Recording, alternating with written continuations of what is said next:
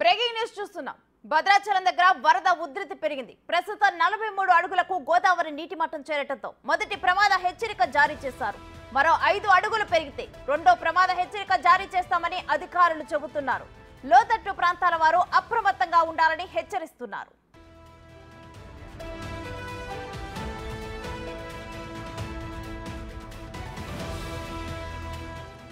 ఇప్పటికే లోతట్టు ప్రాంతాలు జలమయమయ్యాయి. వాగులు వంకలు పొంగి పొర్లుతున్నాయి. దిగువ ప్రాంతాల్లో పలు గ్రామాలకు విద్యుత్ సరఫరా నిలిపివేశారు.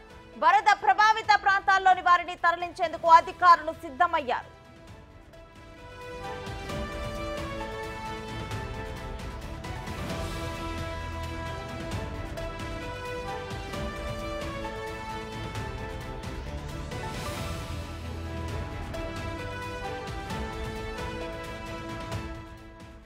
భద్రాచలంలో వరద ఉధృతి పెరిగింది. లోతట్టు ప్రాంతాల వాళ్ళకి హెచ్చరికలు జారీ చేశారు. ఇప్పటికే ఆరెంజ్ అలర్ట్ జారీ చేశారు. ఇక మరి కాసేపట్లో ఇటు వరద ఉధృతి పెరిగితే రెడ్ అలర్ట్ కూడా జారీ చేసే అవకాశం ఉంది. దీనికి సంబంధించిన డీటెయిల్స్ మా ప్రతినిధి దామోదర్ అడిగి తెలుసుకుందాం.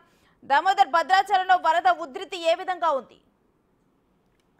శ్రీ ఇప్పటికే భద్రాచలంలో మొదటి ప్రమాద హెచ్చరిక జారీ చేసిన కాసేపటి క్రితమే మొత్తానికైతే పై ఎత్తున కురుస్తున్న వర్షాల వల్ల మొత్తం ఒకవైపు తాలిపేరు ప్రాజెక్టుకి భారీ వరద నీరు చేరడంతో 25 గేట్లు ఉన్నాయి. తాలిపేరు ప్రాజెక్టుకి 25 గేట్లు మొత్తం కూడా ఓపెన్ చేయడంతో దిగువ ప్రాంతంలో ఉన్నటువంటి గోదావరికి వరద పోటు పెరిగిందని చెప్పుకోవచ్చు. ఫలితంగా చూస్తున్న మాత్రం ఇప్పటికే గోదావరికి నీటి మట్టం 43 అడుగుల వరకు చేరుకుంది. ఈ 43 అడుగుల నుంచి ఇప్పుడు దిగువ ప్రాంతానికి కూడా నీటిని కిందకు వదులుతున్న అధికారులు. మరోవైపు చూసుకుంటే కనుక ఇప్పటికే గోదావరి పరివాహక లోతటి ప్రాంతం అంతా కూడా ఏదైతే ఫ్లడ్ ఎఫెక్టెడ్ ఏరియాలు ఉన్నాయో అవన్నిటిని కూడా సంబంధిత అధికారులు బాధితుల మొత్తాన్ని కూడా సురక్షిత ప్రాంతం తరలించేందుకు పునర్వాస కేంద్రాలు కూడా ఏర్పాటు చేసి తరలిస్తున్న నేపథ్యం ఉంది. మరోవైపున ఇప్పటికే చర్ల, వెంకటాపురం, అటు సున్నంబట్టి ఆ పరిసర ప్రాంతాల్లో కూడా వరద ఉధృతి పెరగడం వల్ల కూడా పలు గ్రామాలకు రాకపోకలు నిలిపివేసిన అధికారులు.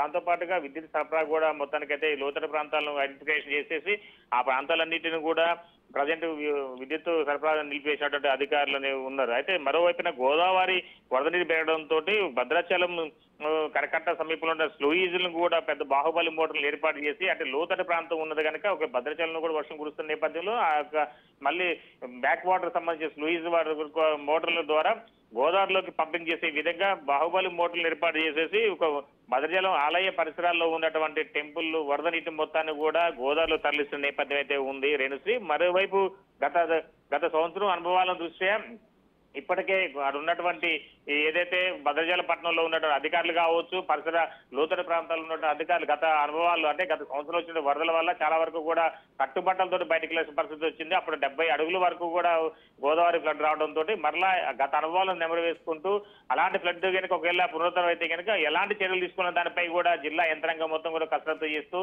ఎప్పటికప్పటికి అంటే సురక్షిత ప్రాంతం తరలించే విధంగా మరోవైపున గజఈతగాలతో పాటుగా స్టీమ్ బోట్లతో పాటు అంటే అన్ని ఏర్పాట్లు కూడా సిద్ధం చేసినట్టు తెలుస్తా ఉంది. అయితే ఎప్పటికప్పుడు ఈ వరద ఉధృతికి సంబంధించి జిల్లా కలెక్టర్ పార్టీలు సైతం కూడా అంటే రాష్ట్ర ఉన్నతాధికారులకు కూడా ఎప్పటికప్పుడు చేరవేసిన నేపథ్యం ఉంది. మరోవైపున మంత్రులు కూడా గోదావరి ఫ్లడ్ కి సంబంధించి ఒకవైపు వ్యవసాయ శాఖ మంత్రి తుమ్మల నాగేశ్వరరావు, మరోవైపున రెవెన్యూ శాఖ మంత్రి పొంగులేటి కూడా ఆరాధిస్తున్న నేపథ్యం ఉంది. అయితే వెరైటీ చూసుకుంటే కనుక గత 4 రోజుల నుంచి కూడా కురుస్తున్న వర్షాల వలన ఒకసారిగా పై ఎత్తు ఛత్తీస్గఢ్ రాష్ట్రం కావచ్చు, అటువైపున మరోవైపున శబరి నదికి కూడా భారీగా పోటెత్తింది. ఆ శబరి నదికి కూడా అంటే తాలిపేరు ప్రాజెక్టు ఒకవేళ దానికి మొత్తం 20 గేట్లు ఎత్తడంతో పాటుగా మరోవైపున శబరి నదికి కూడా ఒక్కసారిగా వరద పోటెత్తడం ఆ వాటర్ కూడా బ్యాక్ వాటర్ అయ్యి సీతమ్మ ద్వారా సీతమ్మ వాగు నుంచి కూడా ఎఫెక్ట్ వచ్చే ఏర్పాటు ఉంది. మొత్తానికి వేరే చూసుకుంటే మాత్రం భద్రాచలం గోదావరి మొత్తం కూడా మొదటి ప్రమాద హెచ్చరిక జారీ చేశారు. అయితే అధికారులు మాత్రం ఇప్పటికే భద్రాచలం మొత్తం డేంజర్ జోన్ లో ప్రకటించడంతో పరిసర ప్రాంతాల్లో ప్రజలు మొత్తం అప్రమత్తంగా ఉండాలి. ఎవరు కూడా ఎలాంటి ప్రదేశాలకు లోతట్టు ప్రాంతాలకు వెళ్ళొద్దు అనేది అక్కడ హంకు జారీ చేసిన నేపథ్యం ఉంది రేణుశ్రీ. భాస్కర్, ఇప్పటికే ఇటు ప్రమాదకర స్థాయిలోనైతే నీరు ప్రవహిస్తోంది. మరో 5 అడుగులు కనుక నీటి మట్టం పెరిగితే రెండో అలర్ట్ జారీ చేయనున్నట్లుగా తెలుస్తోంది. అంటే ఈ 5 అడుగుల నీటి పెరుగుదల గురించి అధికారుల అంచనా ఏ విధంగా ఉంది? వాస్తవానికైతే రేణుశ్రీ ఇప్పుడు పై ఎత్తు ప్రాంతం నుంచి కూడా ఇంట్లో తక్కువగా ఉన్నది. ఈ నైట్ నుంచి మొదలుకుంటే రేపు ఉదయం 1st అవర్ వరకు కూడా గోదావరి వరద ఉధృతి కాస్త ఫ్లడ్ ఎఫెక్ట్ ఉంటుంది. తర్వాత క్రమేపీ తగ్గుదల పడుతుంది అనేది సిడబ్ల్యూసీ అధికారుల వాళ్ళ రిపోర్ట్లు పేర్కొంటున్నారు. అయితే వాళ్ళ అంచనా ప్రకారం అట్లా ఉన్నా కానీ మళ్ళీ ఒకవేళ నైట్ పూట కనుక వర్షం కురిస్తే కనుక మరలా పెరిగే అవకాశం కూడా ఉన్న నేపథ్యంలో ఆ పెరిగిన వర్షం వాటర్ కూడా ఇంట్లో మాత్రం రేపు సాయంత్రం వరకు గోదావరికి చేరుకునే అవకాశం ఉంటుంది. అంటే జనరల్ గా ఛత్తీస్గఢ్ కావచ్చు, తాలిపేట నుంచి గోదావరికి పరిసర ప్రాంతం రావాలంటే కనీసం ఎంత లేదన్నా ఒక 50-60 కిలోమీటర్స్ ఉన్న నేపథ్యంలోనూ ఆ వాటర్ దిగువ ప్రాంతానికి రావాలంటే మాత్రం కనీసం ఒక 15 గంటల నుంచి 20 గంటలు పట్టే నేపథ్యంలోనూ దానికి దృష్టిలో పెట్టుకొని ఇప్పటివరకైతే అక్కడ ఆ ఏరియాలో తాలిబే ప్రాజెక్ట్ కావచ్చు, ఒక ఛత్తీస్గఢ్ లో కూడా కొంచెం వాతావరణం ఒక చల్లబడి అంటే వర్షాలు తగ్గిముఖం పట్టినట్టుగా తెలుస్తా ఉంది. దాన్ని అంచనా వేసుకుంటూ ఇప్పటి వరకు అయితే మాత్రం ఈ 43 అడుగులకు వచ్చినా సరే కనీసం అట్లీస్ట్ 45 అడుగుల వరకు వచ్చేసి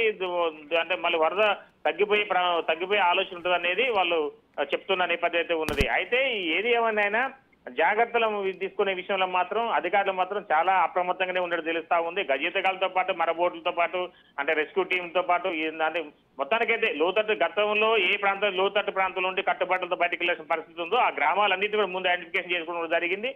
సమీపంలో అంటే గవర్నమెంట్ స్కూల్స్ కావచ్చు, ఫంక్షన్ హాల్స్ కావచ్చు, అంటే ఒకవైపు కొన్ని ప్రాంతాలన్నింటినీ కూడా ఐడెంటిఫికేషన్ చేస్తున్నారు. అక్కడ అంటే వీళ్ళకి సురక్షిత ప్రాంతాల లెక్క నివాస పునర్వాస కేంద్రాలు ఏర్పాటు చేశారని చెప్పుకోవచ్చు. రేణుశ్రీ. Thank you Bhaskar.